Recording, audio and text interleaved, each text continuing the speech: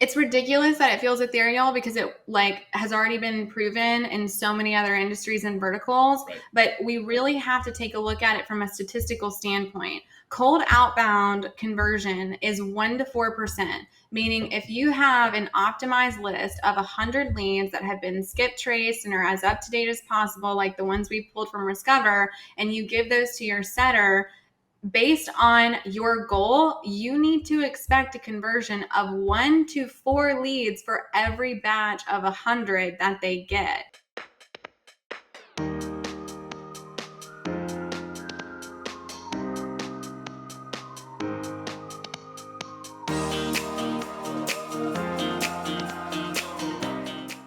All right. Well, welcome to another episode of Grow Outbound, the podcast that will take your outbound sales game to the next level.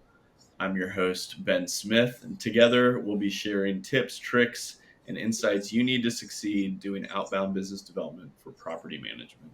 Whether you're just starting out or you're a seasoned pro, we've got the actionable insights to get you to the next level. And today, I'm very excited to be joined on this edition of Grow Outbound by Maya Madden with RevUp Mastery. Maya, how are you doing? I'm good over here. Awesome. Well, it's so great to have you on here, and I've been looking forward to this conversation for a long time.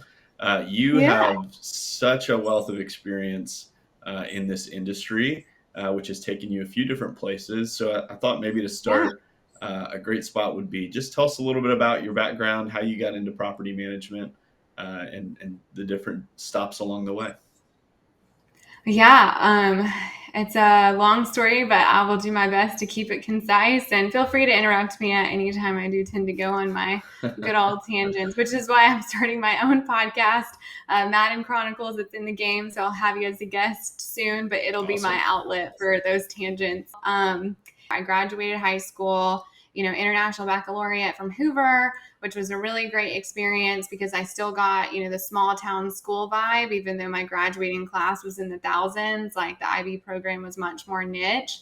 And then from there, I got into UAB. I started in biomed, started school full-time in tandem with a full-time big girl job for Pack Health, which is a company dedicated to helping people diagnosed with chronic conditions better manage their health. So I was one of the first health advisors, which was actually my intro into consulting, because I was essentially teaching patients who were recently diagnosed or struggling with their chronic condition on their lifestyle habits of how to better manage their health.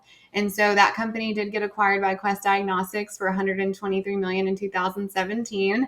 I was also their first salesperson. It was a complete accident. I got taken to a physician appointment with our director of revenue at the time, and I noticed the physician was kind of checked out. So I'm really good at interrupting and never really feared, authority. And so I just took over the call and told the physician, look, I was employee number 5 here. It's freaking awesome. Here are all of the reasons why.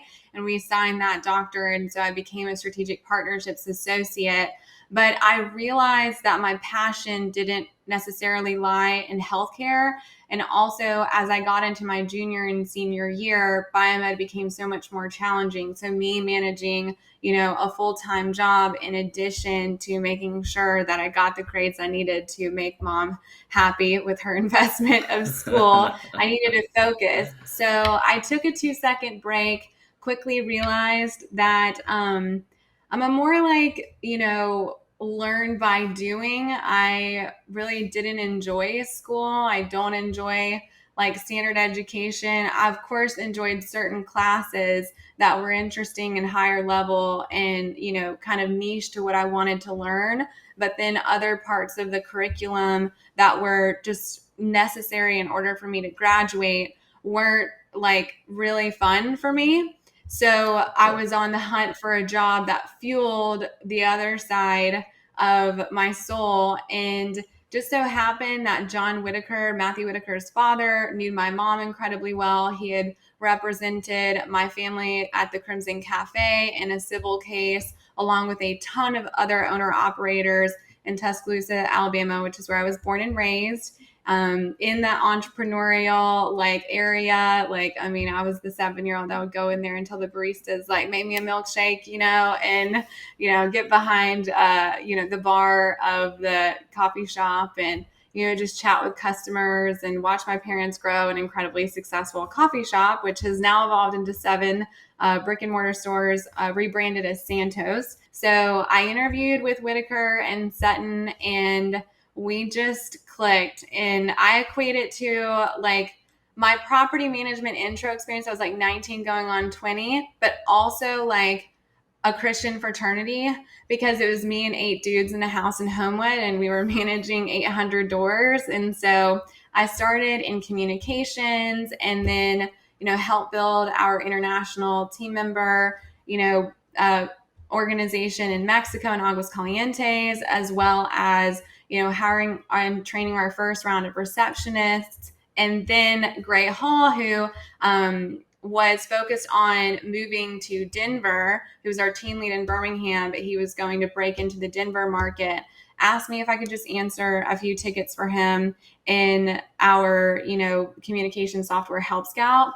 And so I cleared out his inbox. He came up to me and he was like, "Oh, I hit the jackpot on like my PA." He really was like, "Oh, I got an assistant now, and she knows how to talk to these owners and has copy skills. This is great." And so about a month after that, Sutton and Whitaker sat me down and they were like, "Maya, did you know you sold $40,000 in rehabs?" And I was like, "What?" And they were like, "Yeah." I was like, "I just answered people's questions." And Spencer goes, "Yeah, that's how you sell." And so that story is in our podcast episode. On the 300 to 3,000 podcast, I talk a lot about my evolution at Evernest. Yeah. And so we scaled into 7 markets as me being their first BDM. And then I got promoted to the director. We hired a couple other BDMs. And by the time we had established a foothold in those 7 markets, I really felt like I had cut my single family teeth. And I am just a lifelong learner. And, my tenure has been about 1.5 years for every organization that I've worked for, because of that entrepreneurial mindedness that I was raised in. And I really was ready for the next challenge. And so Bill Smith, who was the founder of Shipt, the grocery delivery service app, had just sold it to Target for $550 million. And he built it in Birmingham, as well as, a tandem office in San Francisco. And he was starting in the multifamily space, landing, because what he had learned at Shipt was that corporate housing networks are pretty abysmal, and obviously hotel rates can be insane. And so he wanted to offer a network of this luxury living experience that feels like home. And he has brought this concept to market, established it. It's awesome. I've stayed in a multitude of landings as I started traveling, in my consulting post, landing, but I got to report to him directly. And then the COO as we scaled, and then the VPS, Torger Philosophis, who is just awesome. And then the COO, Marcus Higgins, is awesome too, came from Oyo, Sequoia back for like $1 billion. And he brought Torger and his band of roast beefs from Wisconsin with him. So it was kind of like, Christian Frat 2.0, but like at scale. Well, because the reason I took the job was because Bill Smith and Matthew Whitaker were in the same small group. And obviously RevUp Mastery is a faith-based organization. That being said, we are inclusive, but like I report to God and then my clients. And then other than that, with the level of evolution that my career has seen, I've found what brings me joy is proving either established concepts that only exist in other industries, in our industries. And, now we've gotten into the construction and insurance, verticals that are really just natural evolution. Because in property management, how many homeowner policies did you turn into a landlord policy? How many rehabs did you help manage with the vendor network? And that includes a variety of GCs, and addition to an internalized maintenance team, as well as vendor support outside of, the GC area. So that's really kind of the evolution of my career so far. And now I'm in year 2 of entrepreneurship, which is a wild ride and a huge blessing. Statistically speaking, most of them fail year 1. And we got through that. And now we're 6 months into year 2. and we scaled into 240 markets within the first year. And I grew a huge team.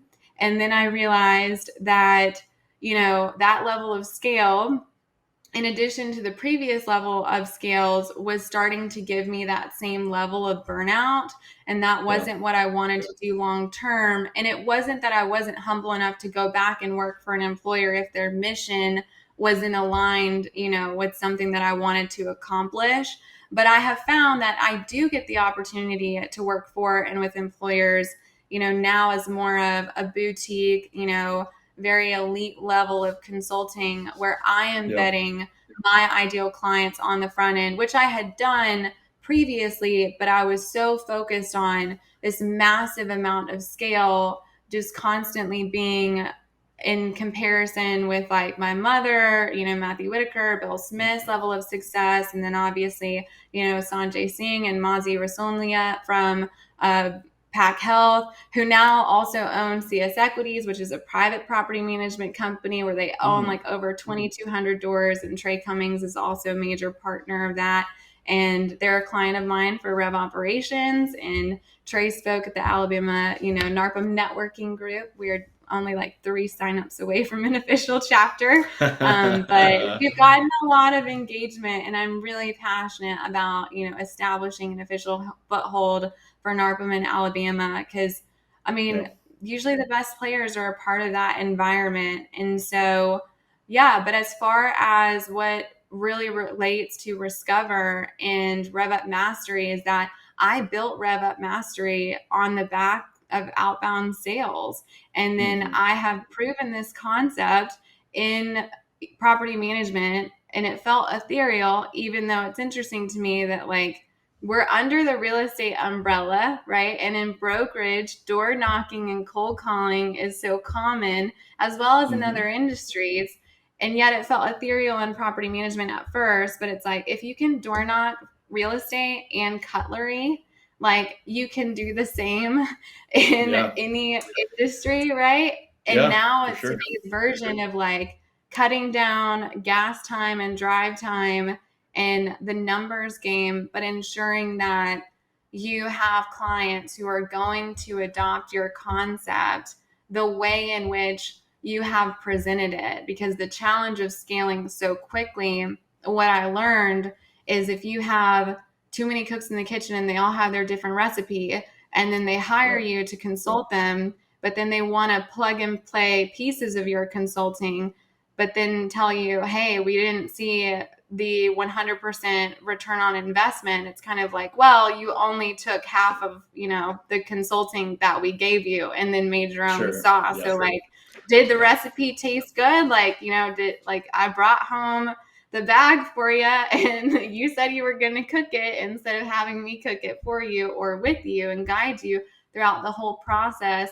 But then we've also seen so much success with clients who do take our process and give us the run room to track, like, Q1, Q2, what went well, what maybe needs to change, and truly Yeah. adopt our model. And then from there, optimize it on their own. Because it's not like I know everything. I'm a big believer that, like, you don't know what you don't know until you know it. So I was blessed Yeah. with a lot of incredible early adopters, or patrons, as I like to say, who, took my feedback and then gave me feedback, and we collaborated together, but did give me the autonomy to come in and consult. And they're the ones that have seen the best results with outbound sales, which again Yeah. has been proven in pretty much every industry. So it's not like we couldn't Yeah. bring it to ours.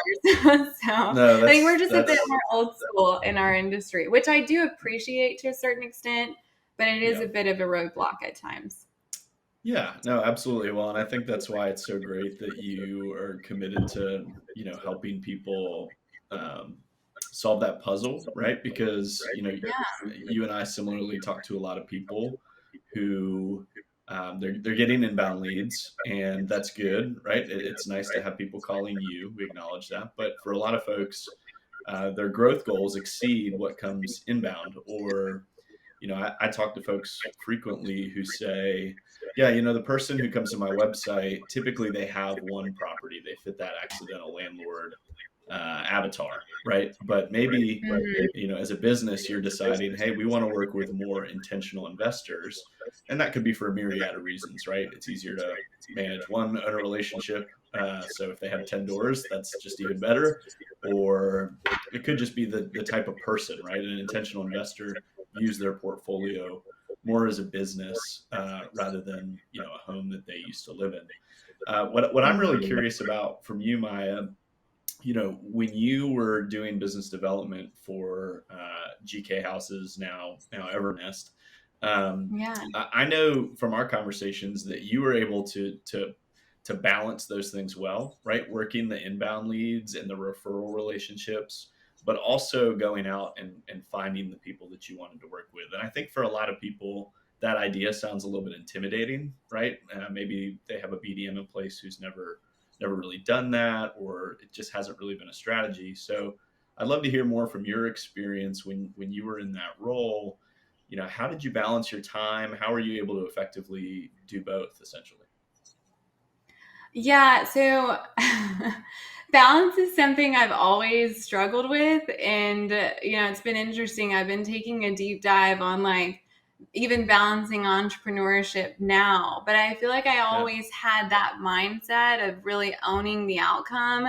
I put a lot of pressure on myself, in every single job that I've had because, I realized, okay, if I'm a strategic partnerships associate, like I'm owning strategic partnerships. If I'm a business development manager, I am managing the development of the business. Like I took those titles very seriously, not from an egotistical standpoint, but from a return on Sure. investment because I had seen my parents fire so many people throughout life. I was like, I want to make sure that I'm getting the bag that I want and live Yeah. my cozy, 6+ figure salary lifestyle, but that I'm never going to have to hear from my boss that didn't earn it. And so it Sure. was an interesting experience because Whitaker and Sutton and I all learned that I am a bit of an anomaly. And so closing 455 doors, like 19 going on 20 your first year in PM sales, it's pretty rare to do that, even with an established, lead flow source. And Yeah. I will really give them a lot of kudos for the level of mentorship that I got. But I also think it's taken me a long time to offer myself the grace of saying, like, I really did that, like that's cool. And Yeah. so I would say, mentorship is incredibly important. Ensure that you are in the right organization that's a culture fit for you. Our broker, Yeah. Brian Miles, he would tell me about every single neighborhood. I tell him like the door color of a house, and he knew exactly what street it was on, like how long it had been on Wow. market. Like he knows Yeah. Birmingham like the back of his hand, and I'm not joking. Yep. Like that's how he rocks and rolls. Spencer Sutton is one of the most incredible marketers I've ever met. Like his lead funnels will blow your mind. I mean, they're all over the place. And obviously, when we started, there were more budget constraints, but then as we grew, there were less of them.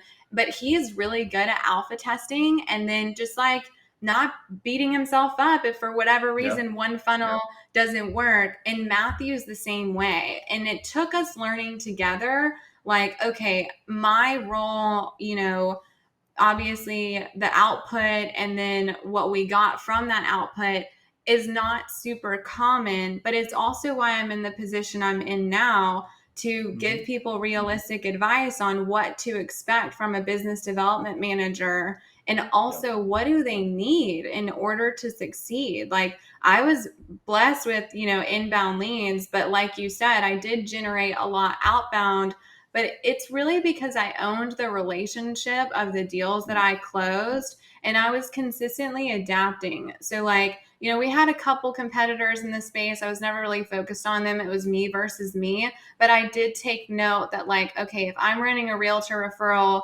initiative, and I'm calling Right. them and I'm like, yo, I got like 555 bucks to give you. What do you have for me?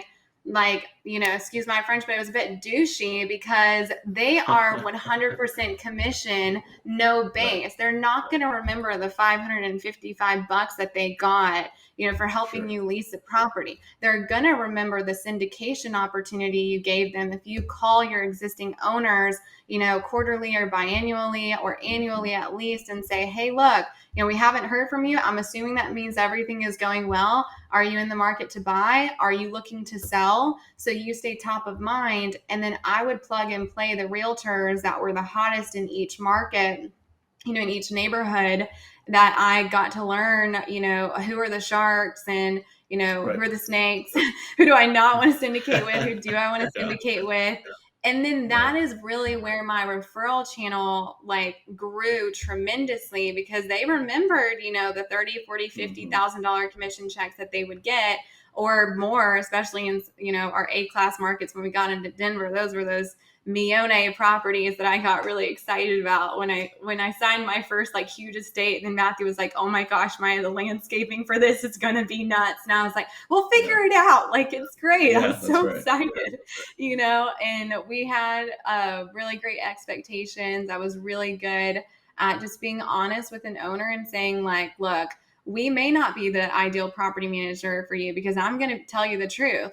You want this amount in rent, this is what it's going to take. Yeah. You want this amount, this is what it's going to take. And so you can do it yourself, but I promise you're going to call me back in 6 months, and I would either get them to sign, but they would have that realistic expectation, or they would call me back in 6 months and say, yes, my property did sit on the market.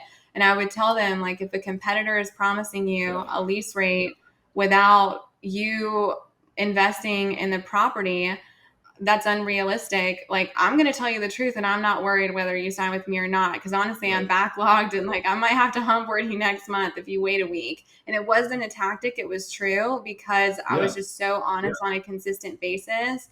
And Matthew and Spencer and Brian really gave me the autonomy to own my role, which is also very rare. There wasn't a lot of micromanagement. Obviously every once in a while I would need help, or I would get feedback, whenever it was a higher level investor, to your point, that had 50 doors, that's calling from Silicon Valley, that wants to give me their portfolio, but also wants me to help syndicate a buy of 20 additional properties. But then I was also able to determine, how do you build a truly fruitful portfolio? And I've seen players that manage 800 doors go down to 200 because one client had 600 of them. Yeah. And then it's you really have one client, and you're basing your staff count off that. And if something goes wrong, you're in a tough spot. And so I wanted to diversify the portfolio as much as possible. And, I guess I was just really blessed watching my parents scale their variety of different businesses and having that knowledge in my back pocket, and them as mentors. And then, now being in a position to help owner operators scale. The most common challenge is, adverse to an optimal tech stack, in addition to ensuring that you are offering the right amount of support for the role types that you have, and delegating and elevating according to your size. If you're a 3-man band, you're still a startup, bro, and you're going to be in the trenches for the next couple years, unless you've got some sort of secret sauce up your sleeve and you scale at an incredible rate. But even then, you see that level of scale with hundreds, if not thousands, of employees, year 2, year 3, incredibly high levels of attrition, because the goal of any entrepreneur is to find out who's the A team and how do I replicate that, but also build a scalable structure for them to delegate to people who just want to be delegated to, which are just as important, but maybe don't have that tenacious, innovative, risk-minded personality that's required in an A-type, D and C-suite level role.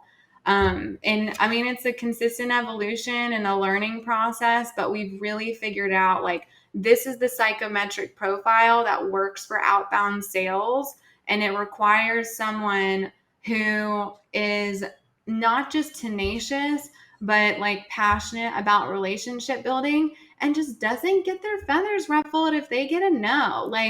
Sales is all about a numbers game, and you have to just have incredibly thick skin. So I do appreciate, me pledging at, GK houses and, getting into the frat because I mean, they were tough on me. Like, and I at the time, like sometimes I'd get my feathers ruffled because I'm like the only woman at a table. And I'd be like, I just said that and you're repeating it. And it's like, here's my candle. Thank you for mansplaining that to me. But like, it wasn't really that kind of culture. But what I didn't realize at the time was that Whitaker and Sutton saw in me that I was going to go like, I was going to rev up, and they were preparing me for conversations at a C-suite table that are just incredibly honest. And I think that radical candor is so important. And I learned a lot from being able to suss out, okay, this is helping me grow versus this is toxic. And I was really, really blessed that, I mean, they were just receptive to my feedback. So was Bill. Bill never cared if you were, front lines to C-suite. If there was a viable, issue brought to his attention, man, he'd like throw sparks in every Slack channel and get it sorted. And I was very blessed to have a desk next to him, intimidated by that as well, knowing that he'd sold his company for over $500 million. And like, I have oversight from this guy, but just such a great man. And then obviously, I worked at Rendscale as well. So that was an experience with Jordan Whala and Jeremy Pound. And kudos to Jeremy for the gong that I've got back here. And then Whala for his serial entrepreneurship experience and him going to kind of School of Hard Knocks. Yeah. And although I ended up getting my MBA in entrepreneurship, me and him have a very similar outlook when it comes to standard education, where we've both, 10x learning in real time. That being said, year one, we definitely scaled tremendously. I made a lot. When I calculated some of my burn rate costs and went to my mom and I was like, how the heck did this happen? And she goes, well, look, the reason you got an MBA was so like you didn't burn $1 million, baby. And I was like, okay, well, that makes me feel better. And she goes, but this is your real life MBA. Like, it's different. Right. And I was like, okay, cool. Like that's great. But that's important. Yeah, no one's there you go. There you go. Well, so one of the things that I'm particularly interested in, it goes back to kind of what we talked about, historically, the more old school mindset in terms of business development for property management. And, I know you've had this experience. I had this experience working with Second Nature on the vendor side, right? Where we had a team of sales development reps who were calling property management companies and setting appointments. Outbound outlaws. Account executives, right? And so I think that there is a little bit of a stigma out there in general, right? That cold calling doesn't work anymore. There's probably additional stigma in the property management industry around that because there's not a lot of people that are doing it.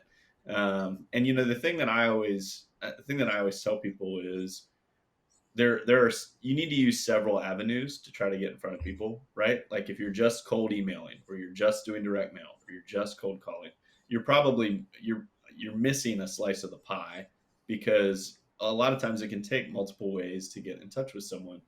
So I'm particularly curious about the cold calling aspect of what you guys do. And obviously you're welcome to speak more to those other aspects as well. But, particularly for the folks that are maybe sitting there thinking, I don't want to spend time cold calling because I don't think it's going to work. I'd love to hear your experience either, as a BDM or now with RevUp. Like what is your response to that bold statement that someone might make? Yeah. Well, if that is exactly what they're saying, then they don't need to be the one doing it. They need to source somebody who is willing to do it because it does require, a specific psychometric profile, but they also have to determine, do they have the management skill set to hold a sales development representative? We call them, client opportunity advisors, which is very on par with business development managers, but it's ridiculous that it feels ethereal because it has already been proven in so many other industries and verticals. But we really have to take a look at it from a statistical standpoint. Cold outbound conversion is 1 to 4%, meaning if you have an optimized list of 100 leads that have been skip traced and are as up to date as possible, like the ones we pulled from Discover, and you give those to your setter, based on your goal, you need to expect a conversion of 1 to 4 leads for every batch of 100 that they get. And the beauty is their market is like B2C, a little B2B if you consider like a larger investor being a business, which, a private property manager rocking 30 to 50 doors, sure, that could be considered B2B. But like their market is so much bigger than mine. And if I was able to build $1 million business off outbound B2B with my market being tremendously smaller, there's absolutely no reason why they can't do it. But the issue comes from number one, believing that they can take my pre-sale advice and go source their own talent on Upwork or directly, not using a legal employer of record, thus violating international tax laws and evasion, essentially, which is a consistent theme that I see. And, they believe the risk is so minimal because they don't have so many employees. And I'm like, okay, but you're telling me your growth goals are incredibly big. So you are going to end up needing to source more. And the attrition of that role ends up being so much higher because we are not sourcing the specific type of personality needed for that role, in addition to internalizing the training that they need. Like it is essentially a kick in the teeth role. They're getting a lot of no's to the face. Like if someone books a sales qualified lead, like the Slack channel, the Google Space, the Microsoft Teams chat needs to pop off with like all of the emojis, all the GIFs, like Elmo fire freaking everywhere. Like, cause it's a sales qualified opportunity and they're your outbound outlaw getting out there. But again, the right person in the right seat, managed by the right type of manager. We do a lot of assessments on owner operators and help them determine their management style. Do they have the capability to hold a setter accountable? Are they way too aggressive? Are they too soft? And then from there, help them strategically build. And this is where Rev Operations came in, because I started in ops and PM before I went to sales, which was a huge blessing. And then I did the same at landing. I did so much operations and then got into sales. But ensuring that we build their organizational suite that will allow the support of that role. But I also need to ensure that we start changing and evolving our vernacular in property management according to what that role is, which is a marketing role. Like it falls under the marketing umbrella. It is not a sales role. It is your frontline outbound outlaw, just breaking the ice with a prospect and giving them a little bit of insight as to what you do, understanding their needs, which is the same concept of like someone knows their needs and then they Google for it and then they read your value prop online. Like that is what a setter is legally allowed to do. They can't talk price. They have to be licensed in a majority of states. It's truly a marketing role. And the opportunity is endless. And also, this has been proven by our internal research and a variety of other verticals and other industries as well, where 80% of the market is self-managing, rocking and rolling, not looking for a property manager. And they may be like so stressed out of their minds, but they never thought about it. Or for whatever reason, to them, it feels like, oh my gosh, they're going to give so much money away. But after someone breaks the ice and says, hey, we do all of this for you. And like, we really only take 8 to 10%, and then we'll help you buy more properties. We'll help you sell some of the assets you don't like and then acquire assets you do like, based on your experience. Or, hey, I'm going to be the one that ensures that your grandma's house, stays in your family and you don't have to let it go because I know how much you care about her, or your mom or your father. Like so many different accidental landlord experiences in addition to investors or someone who's just starting out that wants to get into real estate. So many different experiences. And then you have the 20% actively looking. And I still do believe that that is an incredibly viable way to grow your business.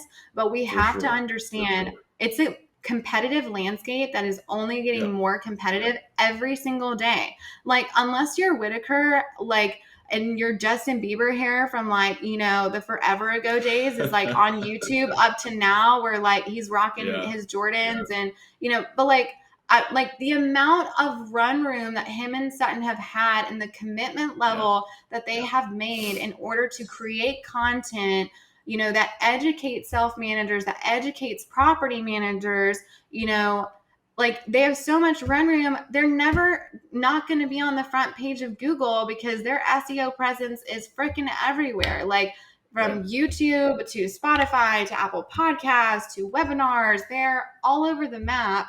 And you have to understand that if you are not like creating content and getting yourself out there, that 20% of the market that's researching is not going to find you because you're not going to get on the front page of Google with keyword optimization anymore. Like, forget about it. It's going to take you 6 to 8 months of run room to get on page 3 with that strategy. And it's just incredibly interesting that I see people so willing to throw, $5,000 a month, to a marketing company that is also still running on old school tactics that are no longer as fruitful, because we have to tell all these search engines why we have to be on the front page. And now it's all about not even likes, but impressions. Like my impression rates are crazy. Like my like ratio, maybe not as much. I mean, I'm a young woman that broke into a male dominated space and, directly competed with my last firm. But, at this point with the evolution of that, I've gotten to the point where it's like I'm looking at impression rates, and then those have naturally turned into organic inbound leads, which do convert much faster. And I think that is also a key piece, is we're not considering the run room of an outbound sales cycle. Like an inbound is traditionally 15 days. Outbound is like 30 to 45, but it also requires a higher touch of engagement because we are breaking the ice with somebody who didn't already find us. And it's all about, also what is your sales skill set? If it's tactical and transactional, you're likely not going to convert at a super high rate. If it's relational and understanding and knowing when to push and when to pull, you are going to convert at a higher rate. But you also have to determine that the cycle is relative to the source of the lead and giving it enough time to see fruition. But then if you have somebody like me who's a consultant who's already taken all the L's herself for her own company, which is harder because it's B2B entry, not B2C, and my market isn't as big, who has a secret sauce, but then you want to take that sauce and immediately change it because you're the owner operator and you know best. Is ego getting in the way of success? And have I learned from clients? Absolutely. But they're the ones who take, my roadmap and then implement it and then make it better. And 9 times out of 10, whenever they make it better or they add on, we are immediately contacting them because in COA Academy or in, BDM Academy, it's like this person's closing more deals and this person's setting more SQL. So I'm on the phone with my client and I'm like, Tom, how the heck is Angie booking all these SQLs? And he's like, oh, well, my BDM has like owned this and taken your preliminary guideline and like we made our own. And I'm like, okay, look, I know we signed a mutually exclusive NDA, but like, can I have you consult me now? And he's like, absolutely. And so those are the ideal players. And it's not ethereal. It's a marketing concept. Again, if you can door knock and sell or buy a multi-million-dollar property, and you can do the same for freaking cutlery, and if you can cold call for internet services like AT&T or car warranty, you can do the same for property management. And honestly, you'll probably piss a lot less people off because one of our openers is like, hey, we called all the car warranty people for you today so they wouldn't bother you. So you would give us 5 minutes of your time. But it's also that relational icebreaker. So, that's just a multitude of ways I think about it. There's a lot of really good stuff you said there. So there's just a couple things I want to double tap on. I don't want people to miss it. One is conceptually with a cold call, right? Like that is not your opportunity to call and pitch someone. Whether you're somebody that's, an owner operator that's trying to grow your business now, or you're an SDR, BDR, whatever out there making cold calls, like the whole reason you're making that call is to gain enough awareness to book a second conversation, a follow-up conversation, right? And I think the other thing that people don't really realize, and you kind of touched on it as it relates to the amount of time that outbound can take, is so much of what you're doing is dependent upon timing. Like if someone was really having issues to the point where they're reaching out to property managers, they're in that 20% that you talked about. But there's a huge group of people in the middle that maybe they've got a tenant that is, they know they need to evict, but they don't even know how to do it yet. Or Yeah. they've had their They just property want sitting someone on the to market. talk to that can Yeah, they have understand no and hear them idea. out. They're experiencing all the stress that we know comes with dealing with tenants and managing a property. And so, even though the timing might not be exactly right when you call, the reality is you want to be the name that they associate with the solution to their problem. I Yeah. think And I again, think the there's so many marketing people that portion. miss that. Yeah. Like, and to your point, in addition to like breaking the ice and the goal being to book an SQL, like from a marketing standpoint, if you have someone leaving 100 freaking voicemails and emails for you a day, cold, Yeah. like your inbound lead flow is naturally going to grow. And so I've seen that with a Yep. lot of my clients too. They're like, inbound has picked up. And I'm like, okay, well, are we checking to make sure that that lead exists in the CRM? Well, Right. no. Okay, find out. And then they see the Yeah. profile is like duplicated, and so that's where the CRM hygiene aspect comes into play. Like if you Yep. have an inbound lead, ensure that it's not already existing in the CRM and your setter has been reaching out, because if they call back 3 months from now, that means that it's now their idea, because Right. they probably forgot about that voicemail but Yeah. remembered what was said in it relative to the Right. eviction or whatever they might be dealing with, and then Yep. called you guys, like researched you online, so it converts into what is now an inbound opportunity. But that is true marketing, and it's just Hmm. another funnel, and it's an incredibly Yep. fruitful one as long as it's adopted properly, and the data along with the psychometric profile and the right management style, it is Hmm. so key, because Yep. at a 1 to 4% conversion rate, like if you sign up for a basic plan and only have 250 leads to offer your COA, like you'll get 1 to 4% of those 250, pal. Like that's Yeah. how it works. Like you can't just Right. like the best property management companies that have seen so much success with this have realized the return on investment of like, okay, I am, instead of spending $5,000 on this Google SEO opportunity that's going to need 6 months of run room, I'm going to spend that on data enrichment, and Hmm. they're going to see that ROI come through in Q1 and Q2, but at an 80% of the market versus the 20, and then Yeah. that gives you the run room to supplementally grow like inbound marketing initiatives, Hmm. because now you have these doors under management. Now you can contract like a property manager. Now you can create a vendor network, versus what a lot of owner operators have done, which is I think a consistent theme that we're breaking, is grow a super heavy op suite and then revenue is put on the back end. And then we're Sure. wondering Yep. why.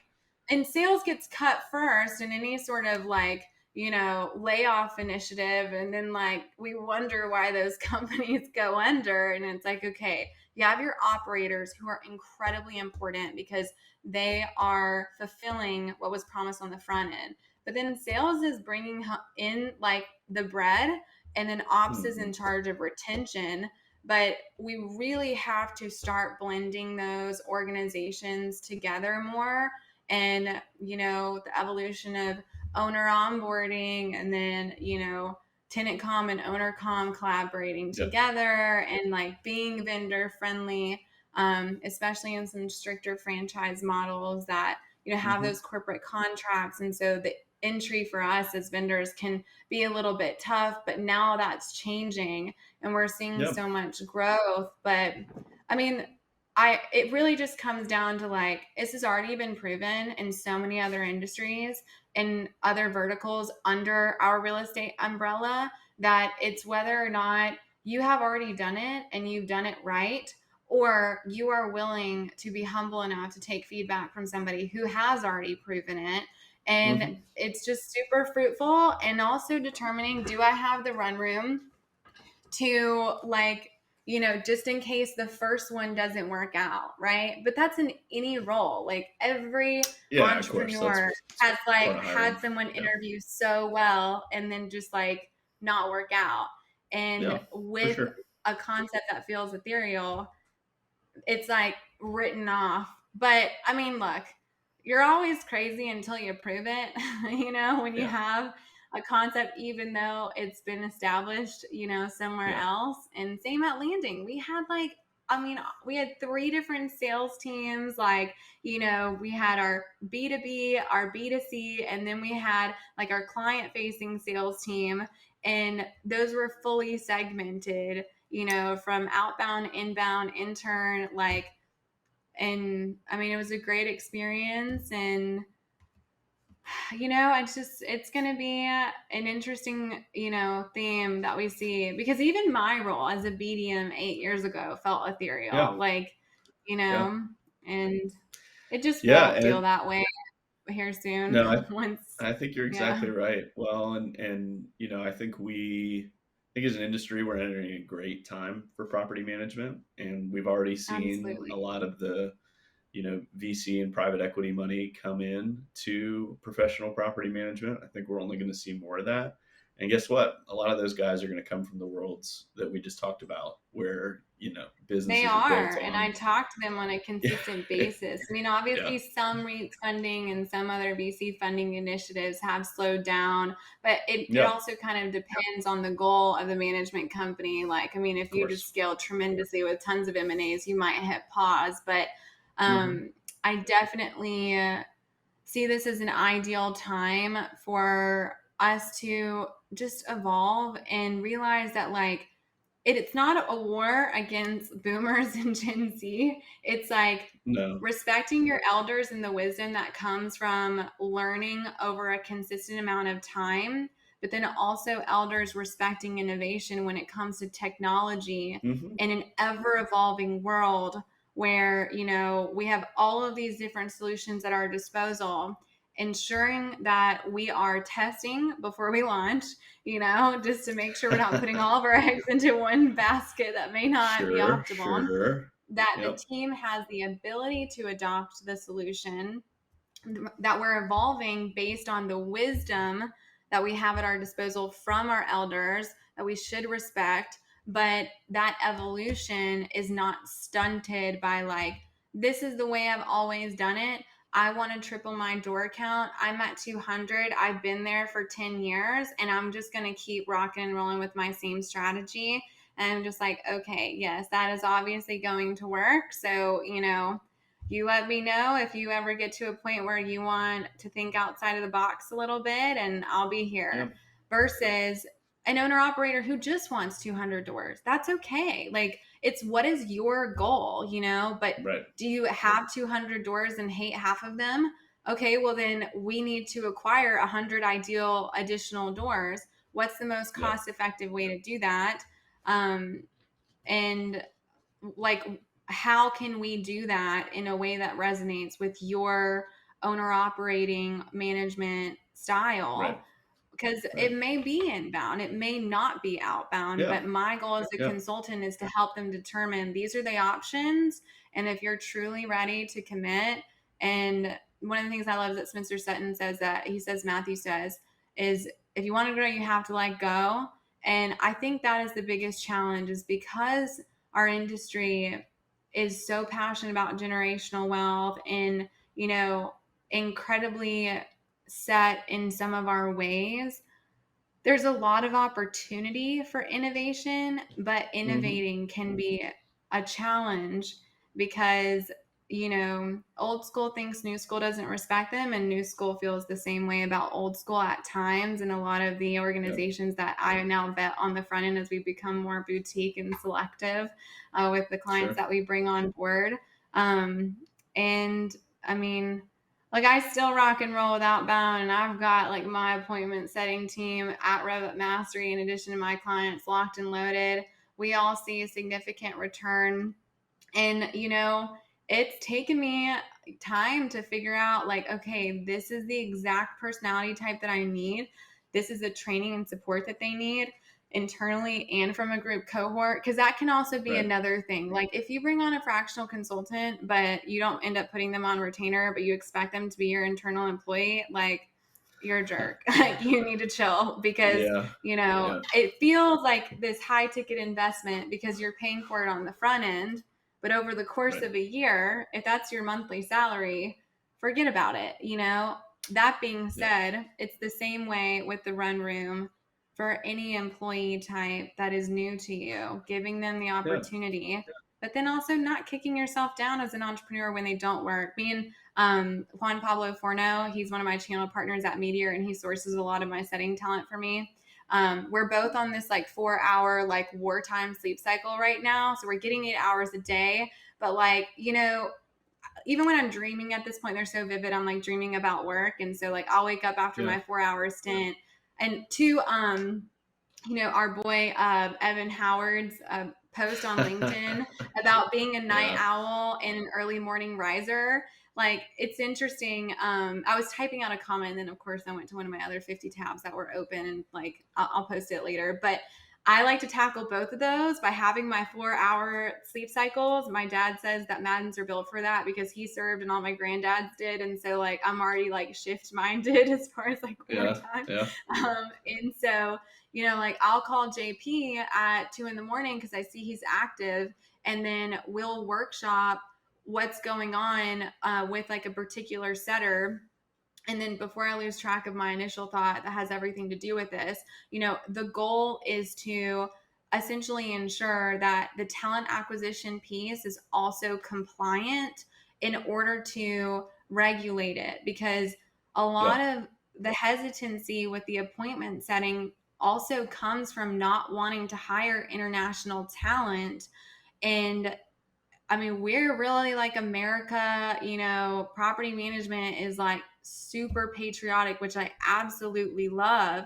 But we also have to, get outside of our comfort zone a little bit, Yep. because my best setters are all over Central America and the Philippines. My worst setters have been the ones that I've sourced here because, like, we were built on the idea of like being an astronaut, being a superstar, and Yeah. like busting out 100 dials. Not that I haven't found great setters here, I have, but it's rare. But also, if you think about the density, we have like 300 plus million residents in the United States versus like the billions around the globe, and it's all Right. about, from another statistical standpoint, which JP and I were workshopping last night, it's like, okay, you have like 320-ish thousand registered property management companies. You've got like 300 million plus residents in the United States.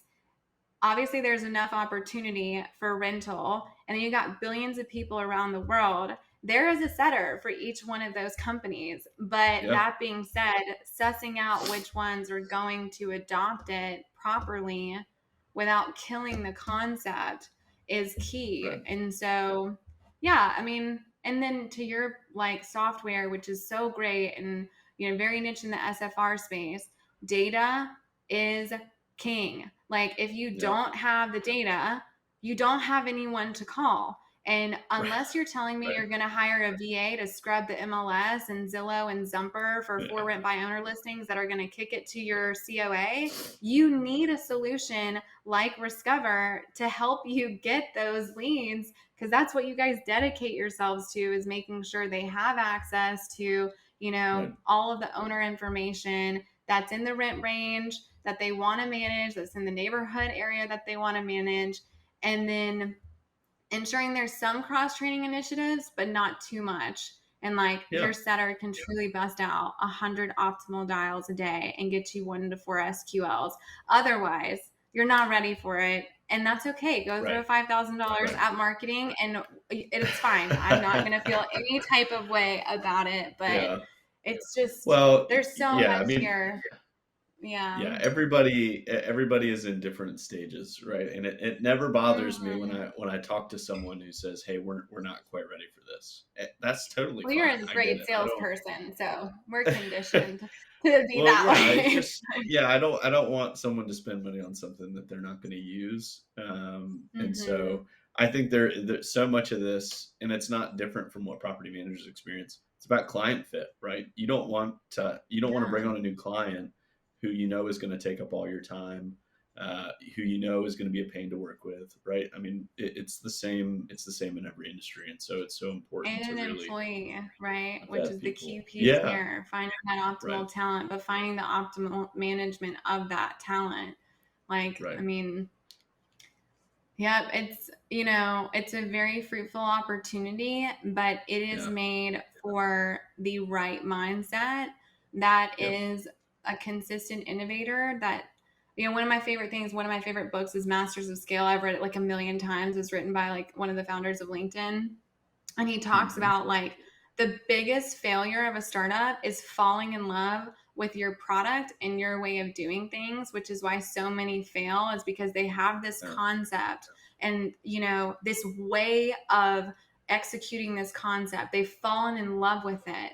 And love makes no sense at times, right? But like when you think about it from like a logical point of view and you realize, okay, I onboarded someone, they didn't work out, whatever role, not going to kick myself for it, going to learn from that. No more entrepreneurial PTSD. Now let me evolve, pivot, and adapt on a consistent basis and just keep moving forward, which is something I say on a right. consistent basis. Like you're not falling in love with your product to the point where it's a handicap, or you're not falling in love with your way of, bringing your product to the market. And like RevUp Mastery Right. has had to evolve a lot. Like I have had to shift and change the way that I go about doing things and learning and, call Whitaker or call Sutton or call Sanjay Singh Yeah, or call Trey Cummings or call Brian Miles and be like, yo, like this is the way I executed it. This is how it went down, and be willing to get like open, honest, receptive feedback yeah, from them. And it's been a huge blessing. But my number one hero is definitely my mother. She's just yeah. fearless. And I mean, but it also, she has brought in a lot of things to market that she realized weren't fruitful. And like, she's always Right. like, Maya, just think about the worst case scenario. Like what? You just like go live on all of our family farms in Guate and manage like international wholesale Yeah, operations. And I'm like, yeah, okay, yeah, I understand the blessing here. And then yeah, she's like, but I brought a lot of things to market that didn't stick, but I brought a lot of things that did. And that's just the key difference between true entrepreneurship and then always being an owner operator. But at the same yeah, time, I do think that owner operators, when they start up, put too much pressure on their shoulders to step out really fast.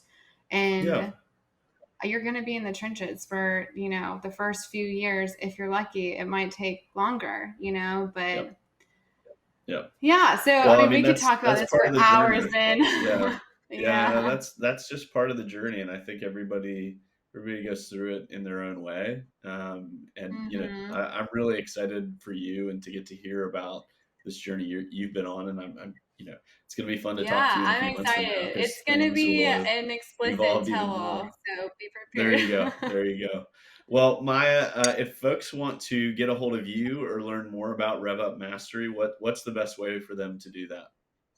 Yeah, so you can go on revupmastery.com. I will say this again and again. We are, a consulting firm that helps you grow as well as streamline operations and then elevate your brand and marketing presence on a variety of different mediums. And of course, we have so many call to action buttons on our site. You can, check out a variety of different blog articles. My podcast Yep. will be launched soon as well. You'll get to know me and my style more so. And I would love to connect with you if you are the owner operator who really wants a helping hand and is going to absorb a different way of thinking. And I'm also a big collaborator over a competitor too. If you've worked with other consultants in the space, great. Like some of my best clients have worked with like all of us, and it's like they take the secret sauce, they run with it, and then they see ROI, and then they put all of the different ones together. Sure. And Yeah.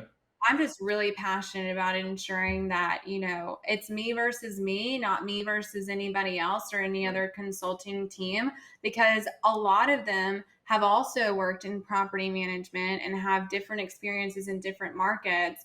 And I'm been consulted by them too, in addition to them being consulted by me, when we're just like, cracking up at a trade show or something and talking about a collective experience that we had.